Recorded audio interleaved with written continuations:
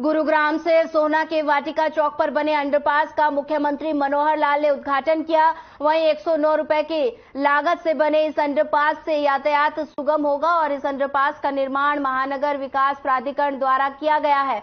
वहीं मुख्यमंत्री मनोहर लाल ने संबोधित करते हुए कहा कि 2014 से पहले गुरुग्राम में ट्रैफिक का अत्यधिक दबाव था, जिसको देखकर योजना बनाई गई और गुरुग्राम में अंडरपास और फ्लाईओवर का निर्माण शुरू करवाया गया, जिससे यात्रियों को यातायात के बेहतर विकल्प उपलब्ध हो सके या यात्रा सुगम बन सके। 2014 से पहले गुरुग्राम में एक भी अंडरपास नहीं था, आज 16 अंडरपास बन चुके हैं। वहीं केंद्रीय मंत्री राव इंद्रजीत की माने तो महानगर विकास प्राधिकरण ने NHAI के सहयोग से समय से पहले ही अंडरपास का निर्माण किया।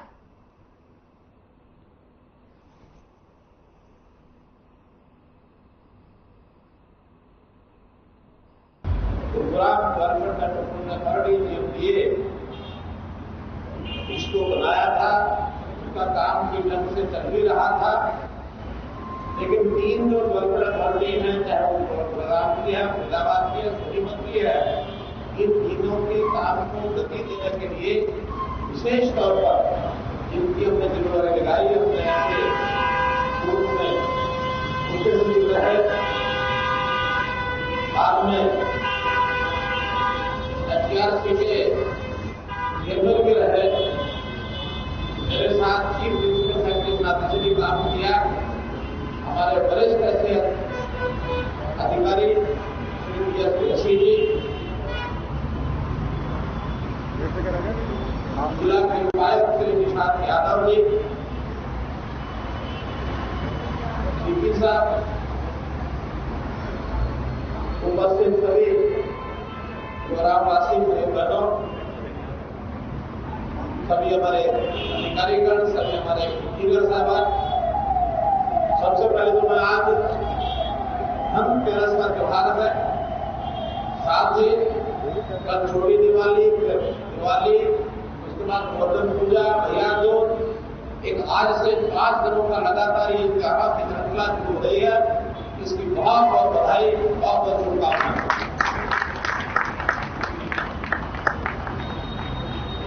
मित्रों, जैसा राव साहब ने बताया कि गुरुग्राम को हम उस समय में देखते थे जब बहुत धीरे गति से और यहाँ के विकास की योजना बनाने के बाद में काम पूरे हुए थे। जब ट्रैफिक का व्यवहार 2014 में हमने देखा, उस समय विचार में आया कि गुरुग्राम हमारी आयकर सिटी है, तो इस आयकर सिटी के विकास के नाते हमको सबको मिलकर केंद्र सरकार, प्रदेश सरकार, फिर national highway authority of India, बाद में GMDA, इसके बाद म्युनिसिपल कॉर्पोरेशन अथवा PWD, जितने विभाग हैं, सबको एक समन्वय बैठा करके गुरुग्राम के विकास की सोचना होगा। तभी हम जो गुरुग्राम की कल्पना बनाई है, उसके अंदर लोगों को एक अच्छा जीवन दे सकते हैं। मुझे खुशी है कि उसमें यहाँ के लोगों का भी सहयोग मिला, हमारे इंजीनियरिंग स्टाफ का भी सहयोग मिला है, योजना बनाने वालों ने भी अच्छी योजना बना करके हमने आर्थिक दृष्टि से कोई कमी नहीं आने दी, केंद्र सरकार ने भी कोई कमी नहीं आने दी। और लगातार इस पिछले 2014 के बाद, जैसा आज हम एक अंडरपास का उदाहरण देख रहे हैं, अगर मैं 2014 से पहले की बात करूं तो गुरुग्राम में एक भी अंडरपास नहीं था और अब 16 अंडरपास जो है हमने इस आसपास किया। इसी प्रकार अगर हम फ्लाईओवर्स हैं और जो बात करें, चाहे वो रेलवे लाइन के ऊपर से बने हैं, चाहे सड़कों के ऊपर से बने हैं, ऐसे फ्लाईओवर 2014 से पहले मात्र 8 थे और आज गुरुग्राम के इस सारे क्षेत्र में 23 फ्लाईओवर बन चुके हैं, 15 फ्लाईओवर की बात है, ताकि ये सड़कों पर आवागमन ये कैसे आसान हो, कैसे निर्बाध हो, क्योंकि अपने आप में ट्रैफिक रुकता है तो समय खराब होता है, पैसा खराब होता है, वायुमंडल खराब होता है, प्रदूषण जो है वो बढ़ता है। तो इसके नाते से लोगों के जीवन को सुदृढ़ करने के लिए ये सारे काम किए गए। उद्घाटन हुआ है वाटिका चौक के अंडरपास का और समय इसका 1 साल था, जिसके अंदर national NHAI, national highways authority of India, उन्होंने बनाकर के तजवीज़ करना था, पूरा करना था। समय से पहले NHAI ने इसको बना के खड़ा कर दिया है। लोगों को राहत मिली है, क्योंकि इससे न केवल जैम रहा करता था, पेट्रोल ज़्यादा खर्च हुआ करता था, प्रदूषण ज़्यादा हुआ करता था। इससे काफ़ी राहत, जो गोल्फ कोर्स रोड के ऊपर चलने वाले हैं और ये वाटिका चौक की तरफ जाने वाले हैं, उनको अच्छा खासा राहत मिलेगा। और मैं समझता हूँ कि NHAI ने अच्छा काम किया है, और GMDA ने जो पैसा तजवीज़ किया है इसके लिए, उनका भी मैं शुक्रिया अदा करना चाहता हूँ कि इस आवश्यक कार्रवाई के लिए उन्होंने 109 करोड़ रुपया तजवीज़ किया, जिससे ये आज के दिन बन पाया।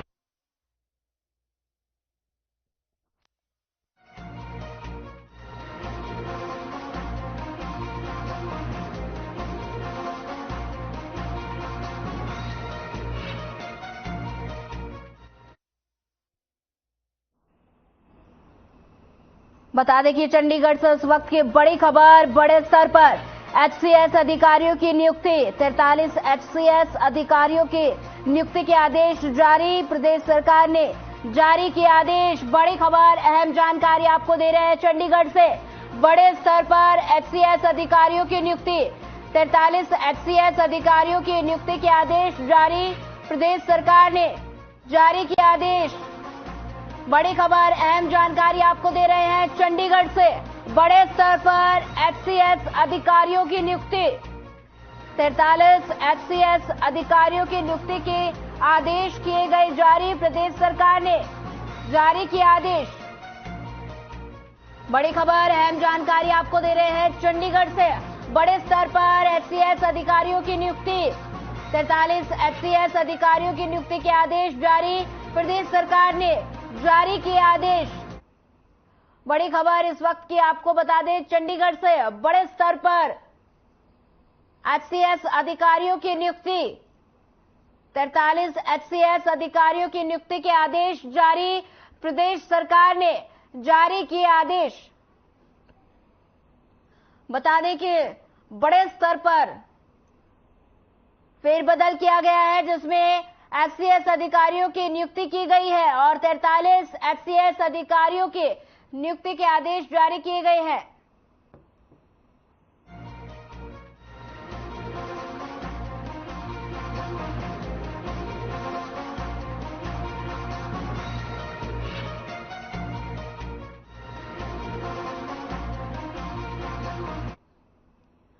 उजीना में अजय पाल की मौत के बाद CM मनोहर लाल उनके घर पहुंचे, जहां उनके चित्र पर पुष्प अर्पित कर उन्हें श्रद्धांजलि दी गई और शोक जताया गया। वहीं बता दें कि कर्मचारी चयन आयोग के पूर्व सदस्य सुरेंद्र कुमार के भाई अजय पाल पुत्र प्रहलाद सिंह के कुछ दिन पहले अचानक मौत पर उनके गांव उजीना में पहुंचकर शोक जताया गया। उन्होंने शोक के संतप्त में परिवार को ढांढस बताया और बता दें कि कहा कि अजय पाल सरल और सौम्य स्वभाव के व्यक्ति थे। अचानक उनकी मौत से परिवार को क्षति हुई है, जिनकी पूर्ति करना संभव नहीं। वहीं भाजपा के निष्ठावान कार्यकर्ता थे। इस मौके पर विधायक सोहना संजय सिंह, हरियाणा वक्फ बोर्ड के प्रशासक जाकिर हुसैन, जिला परिषद के अध्यक्ष जान मोहम्मद और उपायुक्त धीरेन्द्र खटगड़ा, पुलिस अधीक्षक नरेंद्र बिजानिया और भाजपा जिला अध्यक्ष नरेंद्र पटेल, उजीना के सरपंच मुनीश फौजी, घोड़ेसा गांव के सरपंच इमरान और मालब गांव के सरपंच शरीफ व परिवार के सभी सदस्य तथा भारी संख्या में गांव के लोग उपस्थित रहे।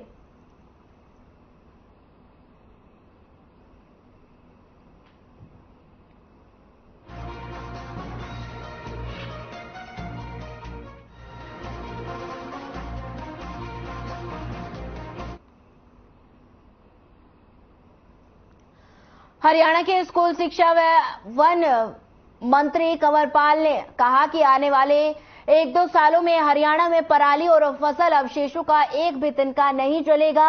इन फसल अवशेषों का प्रबंधन करने के तौर तरीके किसान बखूबी जान चुके हैं। इन अवशेषों का प्रबंधन करने पर किसानों को प्रति एकड़ 1,000 रुपए का आर्थिक सहयोग भी सरकार की तरफ से मुहैया करवाया जा रहा है। वहीं स्कूल शिक्षा एवं वन मंत्री ने कहा कि हरियाणा प्रदेश पराली और फसल अवशेषों का प्रबंधन करने पर देश का सबसे अग्रणी राज्य है। इस प्रदेश के प्रयासों से ही किसानों को 85% सब्सिडी पर किसान कृषि मशीनें उपलब्ध करवाई जा रही हैं। वहीं इन मशीनों के माध्यम से किसान फसल अवशेषों का सहजता से प्रबंध करने में सक्षम हो चुके हैं।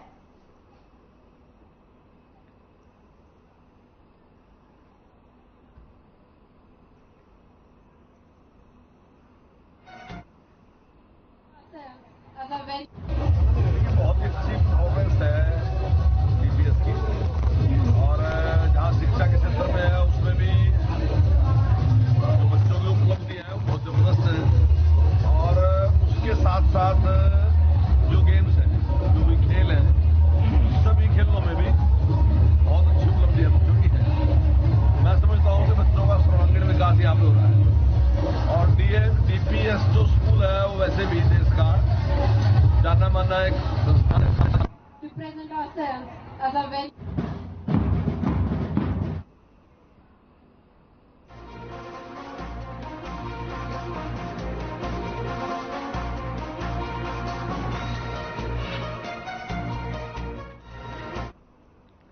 छछरौली के सरकारी अस्पताल में मरीज का उपचार कराने आए 2 युवकों ने ड्यूटी पर तैनात स्टाफ नर्सों के साथ छेड़छाड़ की और पुलिस ने दोनों युवकों के खिलाफ विभिन्न धाराओं में मामला दर्ज कर लिया। वहीं अस्पताल इंचार्ज डॉक्टर वागेश गुटैन ने कहा कि 9 नवंबर की रात लगभग 11 बजे उज्जैनी निवासी एक युवक अस्पताल में इलाज के लिए आया था और उसके साथ 2 युवक भी थे। घायल युवक का हाथ पर गहरा जख्म था और जिसको देखने के बाद स्टाफ नर्सों ने प्राथमिक उपचार के बाद उसे पूछा कि अगर आपको किसी के खिलाफ पुलिस शिकायत करनी है तो बता दे, ताकि अस्पताल की कागजी कार्रवाई उसी हिसाब से की जाए।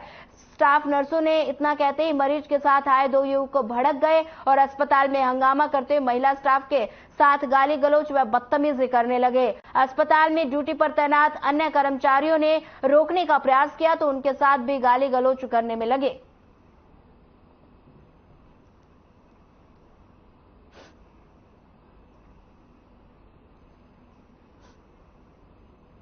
देखिए, रात के टेलीफोन आया डॉक्टर साहब का मेरे पास कि 2 बंदे शराब पे रखे या थोड़ा मिस करे स्टाफ नर्स के साथ। उसी टाइम मैंने पुलिस ने वो भाग गए और अब इन्हें दरखास्त दी है, सिविल हॉस्पिटल दरखास्त आई है, मुकदमा दर्ज करके और उनके खिलाफ कानूनी कार्रवाई की जाएगी। जल्द ही जल्द जो उनकी पहचान करके गिरफ्तार किया जाएगा। जी बताइए। मैं यहाँ पे स्टाफ नर्स के पद पे काम करती हूँ और 9 तारीख की रात को मैं नाइट ड्यूटी पे थी। मेरे पास 11:08 पे एक पेशेंट आया जिसने अपने हाथ की नस काटी हुई थी। हमें तो उसके अटेंडेंट ने यही बताया कि उसने हाथ की नस काटी हुई है।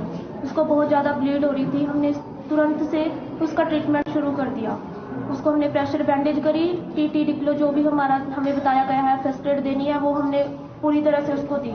उसके बाद जब मैंने उसके साथ वाले को बोला कि मुझे रिटर्न में ये लिख दो कि आपको कोई आपके जो भी आपका पेशेंट है उसने अपने हाथ की नस खुद से काटी है, इसमें किसी को कोई वो नहीं है, हाथ नहीं है, मतलब क्योंकि सुसाइड केस बन रहा था सर। तो इस बात पे वो भड़क गया और गाली गलौज पे बात आ गई। ऐसे ही गाली गलौज करते करते वो हाथापाई पे उतर आया। उसने मेरे साथ जो भी मेरे साथ ड्यूटी पे थे, मेरे साथ था घनश्याम, ये क्लास 4 लड़का है, एक धर्म सिंह है वो भी चला गया है, ये लड़की मेरे साथ थी ये भी क्लास 4 है जगजीत, इन सब के साथ उसने हाथापाई की सर। आपको जैसे पेशेंट आया ना सर, हमने उसको फर्स्ट एड दी सर। फर्स्ट एड देगी ना हमने उसको पहले तो जैसे हमने फर्स्ट एड दी ना, वो उसके साथ वाला अटेंडेंट कह रहा है इसकी वीडियो बनाओ। वीडियो बनाने लगे, मैंने फोन छीन लिया उससे कि हाँ भी वीडियो मत बनाओ, कि हमें पहले फर्स्ट एड तो देने दो आप। बल्कि वो आगे से ना गाली देने लग गया। हमने ये बोला कि भैया गाली मत दो, आप बाहर बैठ जाके। वो मानना नहीं। चलो हमने ट्रीटमेंट दिया, इतनी देर मैंने एम्बुलेंस को फोन करा, एम्बुलेंस आ गई, हमने शिफ्ट करवाया जैसे पेशेंट है। वो बंदा वहां पे वीडियो बनाने लग गया हमारी। तो वीडियो बनाते बनाते हमने जितना जैसे 3 बंदों ने शिफ्ट करवाया ना, वो तो एकदम पेशेंट शिफ्ट करवा के ना इसका आगे ना गला पकड़ लिया पीछे से। गला पकड़ के ना इसको कहने लगा तेरे को जान से मार दूंगा, और जो बंदा ड्यूटी पे है ना उसको मैं छोड़ूंगा नहीं, कह रहा मैं जान से मारूंगा। तो इतनी गंदी तरीके से उसने गाली दी ना, आप सुन नहीं सकते, इतनी गंदी तरीके से गाली दी। सर लगभग 11 बजे एम्बुलेंस में एक पेशेंट आया था उज्जैनी से जी। और उसकी हाथ की नस कटी हुई थी। हमें नहीं मालूम है कटी हुई या कटी है, हमें उस चीज़ का पता है। हमारे पास पेशेंट आया, हमने तुरंत एम्बुलेंस में स्ट्रेचर से उतार के उसको इमरजेंसी में लेके गए और सबसे पहले उसको फर्स्ट एड दी, जो बैंडेज है मतलब प्रेशर बैंडेज किया हमने उसको, और जल्द से जल्द हम ये सोच रहे थे कि उसको आगे भेजा जाए क्योंकि हमारे पास डॉक्टर नहीं होता 4 बजे के बाद। उसके बाद वो स्टाफ के साथ गाली गलौज करने लगा क्योंकि हमारा एक रूल होता है कि जब भी कोई पेशेंट आता है नॉन एमरजेंसी कंसल्ट देना होता है उसको, तो वो गाली गलौज करने लगा। तो मैंने उसको बोला भाई तू गाली देना तेरे को बाहर भेजे जाके, यहाँ पे गाली मत दे, लेडी स्टाफ खड़ी है यहाँ पे। तो सर वो इतने में हाइपर हो गया जी बिना मतलब से। चलो जितने एम्बुलेंस आई हम शिफ्ट करने लगे, उसको शिफ्ट ना करने दे, मेरे को धमके देने लग गया तेरे को जान से मार दूंगा, अगर मेरे बंदे कुछ हो गया तेरे को जान से मार दूंगा, ऐसे करने लग गया जी।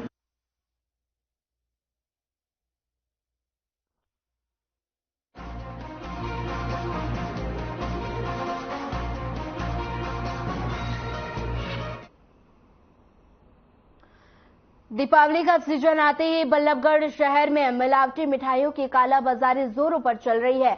ऐसी एक दुकान पर सीएम फ्लाइंग खुफिया विभाग तथा खाद्य सुरक्षा विभाग के अधिकारियों ने छापेमारी की और यहां से 5 मिठाइयों के सैंपल लिए। जिला खाद्य सुरक्षा अधिकारी की माने तो जिन मिठाइयों में गड़बड़ लग रही थी उन्हीं 5 तरह की मिठाइयों का सैंपल लिए गए हैं और सैंपल जांच के लिए प्रयोगशाला में भेजे जाएंगे। प्रयोगशाला से सैंपलों की जांच की जाएगी, जिसके बाद रिपोर्ट आने के बाद पता चलेगा कि मिठाइयों में कितनी गड़बड़ है।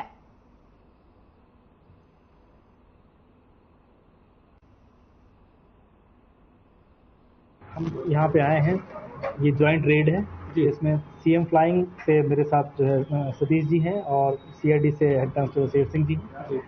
हमें सूचना मिली थी कि यहाँ पे जो है अनियमितता को बरती जा रही है मिठाइयों के अंदर, और जैसा कि हमारे कमिश्नर श्री अशोक मीना जी और डीसी साहब डीके शर्मा जी, उनके सबके निर्देश हैं कि जो इस टाइम फेस्टिवल ड्राइव चल रही है और किसी भी तरीके की कोताही मिलावटी सामान मिठाई के अंदर अगर किसी ने यूज़ किया तो उसको बख्शा नहीं जाएगा। ये स्ट्रिक्ट इंस्ट्रक्शंस है और इसी संदर्भ में हम सब कार्रवाई कर रहे हैं कि जो भी हमने यहाँ पे देखा है, हमने देखा है कि यहाँ पे खोया है, काजू बर्फी है, गुलाब जामुन है, ये बन रहे थे।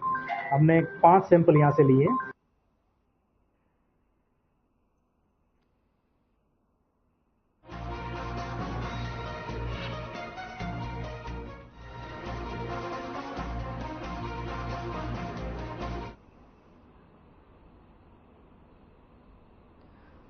जुलाना क्षेत्र के गांव शादीपुर में किसान छात्र एकता संगठन ने सरकार के नियमों के विरोध सरकार के खिलाफ एक एकड़ में पराली को आग लगा दी। बता दें कि किसान छात्र संगठन के प्रदेशाध्यक्ष सुमित लाठर ने कहा कि किसान पर सरकार अनेकों नियम व शर्त ठोक रही है। किसानों की तरफ से मात्र 4% ही प्रदूषण फैलाया जाता है, लेकिन बड़ी बड़ी फैक्ट्रियों में रोजाना बहुत ज्यादा प्रदूषण होता है और उन पर कोई भी कार्रवाई नहीं की जाती। वहीं दूसरी ओर किसान को खाद के लिए भटकने पर मजबूर होना पड़ रहा है।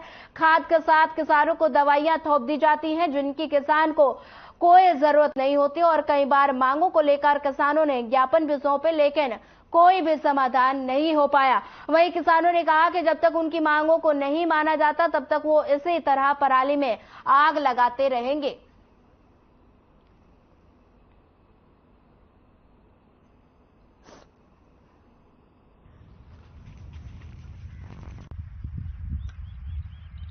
मैं भी तीसरी योजना से सोसाइटियों का चेयरमैन हूँ। मैंने बहुत लोगों को गवर्नमेंट से खाद ले बांटा है। अब सरकार हमारी मीटिंग भी हमारे को झूठे आश्वासन दे रही है, अब खाद पहुंच जाएगा, टाइम पर पहुंच जाएगा, लेकिन हमारे पास सोसाइटियों के पास खाद नहीं भेज रहे। इनके बड़े डीलर हो गए, डीलरों को ये नौकरियों का उतार दे हैं। वो डीलर मतलब दवाई रूप में और मतलब बीज रूप में डबल रेट पर अदा करें हैं। समाज में कुछ एक अपवाद चल रहे थे, विसंगतियां थी, जिसको लेकर हमने कई बार ज्ञापन दे लिए थे। पिछले 1 साल तक लगातार इस पर काम कर रहे थे हम। आपने धुआं दिखे है और तमाम जो भी आसपास के गांव हैं देशवासियों हम इस खातर माफी भी चाहेंगे क्योंकि गलत काम है। लेकिन इससे ज्यादा गलत क्या हो रहा है, जो खाद के लिए जहरीले और नशीले पदार्थ लगाए जाओ, बिल्कुल नशीले नुको उनका खाना जो अन्न खाओ जो उनका कान माताओं बहनों में इनफर्टिलिटी की बांझपन, अच्छा पुरुषों में भी महिलाओं में भी हार्ट अटैक, कैंसर, बहुत सारी बीमारियों में जो धुआं तो रोहतक तीजा होगा ना जाओगा, लेकिन इस खेत में उगाया अन्न कन्याकुमारी तीजा इस देश से बाहर भी जाओगा।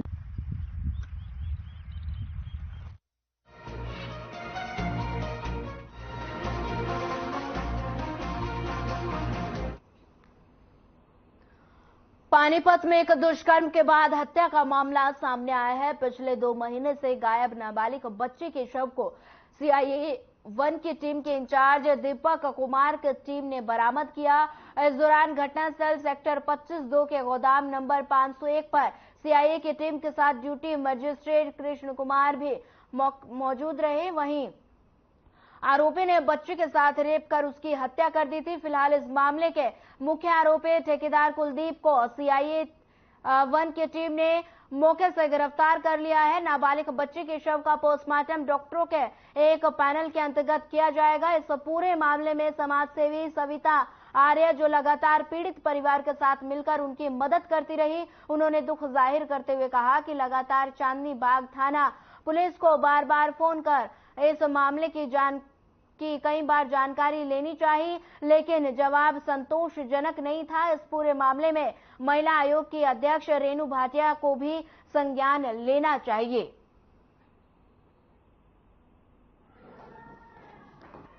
ये जो लड़की है, ये 2 महीने से इसकी मिसिंग का हमारे यहाँ मुकदमा दर्ज था थाना चांदनी बाग में, और जो ये कंप्लेंट है और इन्वेस्टिगेशन है, ये मुझे मार्क हुई थी सीआईए में। तो इसकी बस इन्वेस्टिगेशन के दौरान ही हमारे पास कुछ सस्पेक्टेड आदमी आए थे। उनमें से एक आदमी को हमने राउंड अप किया और जो पूछताछ की तो उसने बता दिया कि भाई उसने उस लड़की का जो है मर्डर कर दिया है और उसके साथ उसने जो है दुष्कर्म भी किया। पूछा कि हमके क्या किस लिए आए, हमके हमारी लड़की नहीं गुम हो गई, कुलदीप ने गायब कर दिया है। जाए उनने हाथ फिरा को चलो देखेंगे, यही बात किए थे। हाँ, अब तो मिल गई, लेकिन अब तो हाथ मिली है मट्टी, अब तो सर मट्टी मिली है। यह परिवार बार बार में गुहार लगाता रहा थाने में जा जाके, और कुलदीप नाम के ठेकेदार का नाम लेता रहा कि इसने ही हमारी बेटी को कहीं न कहीं छुपा रखा है, लेकिन पुलिस ने उसको गंभीरता से नहीं लिया और ये अधिकारियों को भी मिले। और 27 सितंबर को ये महिला आयोग की चेयरपर्सन रेणु भाटिया जी से भी मिले थे, वहां भी गुहार लगाई थी और उन्होंने बताया था कि सीसीटीवी फुटेज में बच्ची फैक्ट्री के अंदर जाती दिखाई दे रही है, लेकिन बाहर नहीं निकली है।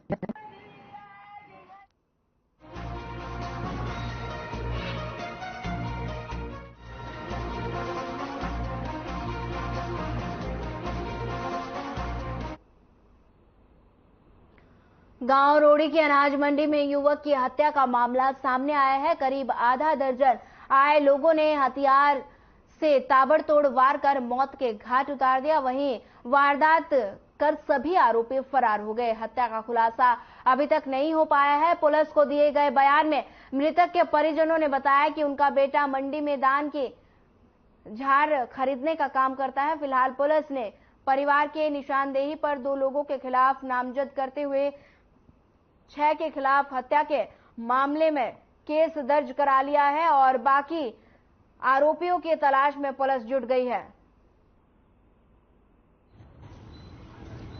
मजदूर बनने जी मजदूरी करते हैं, कोई साडा ਉਹਦੇ ਨਾਲ ਕੋਈ ਜਾਤੀ ਦੁਸ਼ਮਣੀ नहीं सी है। वो आए आके मुंडा झाड़ खिदन गया, उन्होंने आके 5-6 बंदे गड्डी च उतरे ते कापे दे तलवारां नाल ਵੱਢ के सिट के एक मुंडा ही नालों भज गया। डाडा की करे बेचारा है, पिंड का बहुत बुरा हाल कर रहा है, चिट्टा बेचते नशा शरेआम। पालाराम और 3 अन्य आदमी जार खरीद कर रहे थे वहां अपने रोड़ी मंडी के अंदर। उसी टाइम ये 6 आदमी आए, 2 बाई नेम है गंगू और भुंदड़ है और 4 जो है वो अननोन है। वो इसको तलवारों से और राड वगैरह से चोट मार के इसका मर्डर कर गए। तो इसमें कार्रवाई चालू है।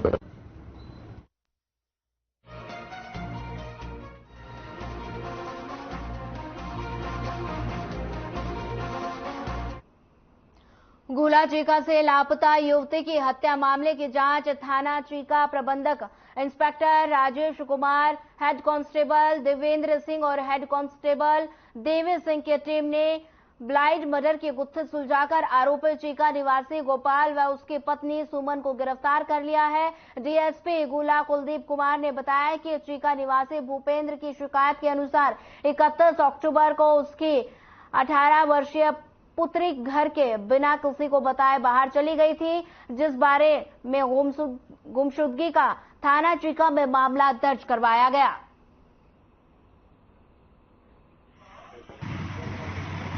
उसकी लड़की वंदना घर से चली गई है, उन्होंने ये घर से चली गई है और पहले भी वो लड़की घर से चली गई, जिस संबंध में 253 नंबर मुकदमा दर्ज था, उसमें एक आरोपी गिरफ्तार हो लिया था।